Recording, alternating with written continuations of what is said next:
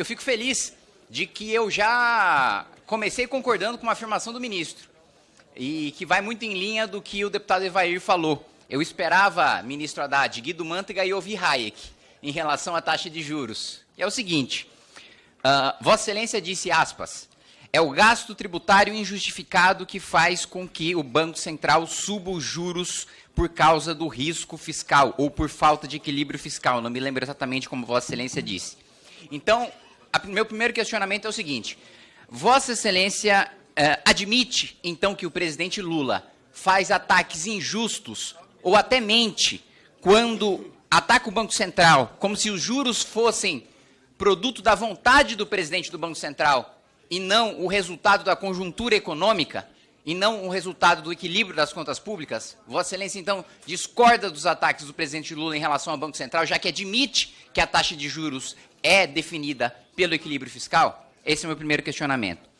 Quando a taxa de juros chegou em 13,75%, não chegou agora, chegou em agosto do ano passado, né? E chegou em agosto do ano passado a 13,75% porque houve uma farra. Houve uma farra durante as eleições que, tudo somado, nós chegamos, em termos anualizados, deputado Mauro Benevides, a 300 bilhões de reais. Gasto anualizado durante as eleições. Entre desonerações, gastos adicionais, auxílios, tudo aquilo que foi feito de maio, junho do ano passado até a eleição. O Banco Central, PEC dos precatórios, o calote dos precatórios. Então, a autoridade monetária subiu a taxa de juro por completo descontrole das contas públicas. Absoluto descontrole das contas públicas. Há que se pensar se deveria chegar a 13,75. Mas a inflação, vamos combinar que a inflação estava em 2 dígitos durante o governo Bolsonaro. Há muitos anos o Brasil não convivia com 2 dígitos de inflação. Chegou a 2 dígitos e aí o Banco Central se viu na contingência de subir de 2, né? Porque chegou a 2 a taxa de juros, ocasião em que o câmbio foi a 5. Quando o juro foi a 2, o câmbio foi a 5, porque os investidores estrangeiros acharam que aquela taxa era insustentável, de 2%. O câmbio que estava em 4 foi para 5 e não saiu mais dos 5. Nem com os 13,75 ele baixou. Mas a inflação caiu, começou a cair, né? E o movimento do Banco Central foi um reflexo do que aconteceu no ano de 2021, sobretudo em 2022. O que aconteceu das eleições para cá é o oposto. Nós começamos a corrigir toda aquela confusão que foi estabelecida no processo eleitoral.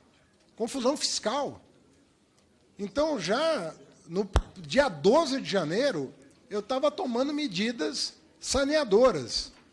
No final de fevereiro, reoneração dos combustíveis. Agora, em março, a decisão do STJ, a aprovação do preço de transferência, são medidas saneadoras. E, portanto, abre-se espaço para a redução da taxa de juros. Essa que é a verdade. E se você consultar vários especialistas, ninguém está fazendo política aqui, estamos falando de técnica. Muita gente que entende de economia imagina que haja espaço para iniciar um ciclo de cortes da taxa de juros. E isso não é ofensa nenhuma. É um debate que pode ser feito tranquilamente na sociedade. E um debate técnico. Um debate técnico. Não tem a ver com política. Inclusive, eu queria dizer que durante os 8 anos do governo do presidente Lula, nós só tivemos um presidente do Banco Central, que foi o Henrique Meirelles. E ele agiu com plena autonomia, sem a lei da autonomia. Agiu com plena autonomia e basta perguntar a ele. Nunca houve. E nem por isso O saudoso Zé Alencar, vice-presidente, deixava de criticar as taxas de juros praticadas. E qual é o problema disso? Alguém puxava a orelha do vice-presidente da República em questionar as taxas de juros praticadas por um presidente de Banco Central nomeado por aquele governo. Então, não vamos politizar essa questão. Não se trata, não existe questão pessoal aqui. Nós estamos falando aqui se há espaço ou não, à luz das medidas tomadas e que estão consignadas nas atas do próprio Banco Central, que faz referência ao arcabouço, que faz referência à reoneração dos combustíveis, que faz referência a todas as medidas que estão sendo tomadas, né? Inclusive classificadas pelo presidente do Banco Central como corajosas, em recente entrevista na CNN, e essa discussão é absolutamente normal numa democracia. Absolutamente normal. Nenhum deputado que sobe à tribuna e fala da taxa de juros está ofendendo quem quer que seja. Está expressando uma angústia com o emprego, com o varejo. Para que o senhor tenha uma ideia, deputado Kim, nós estamos produzindo 50% do nosso potencial da indústria automobilística instalada no país. 50%. 70% dos carros hoje são vendidos à vista, porque não há crédito.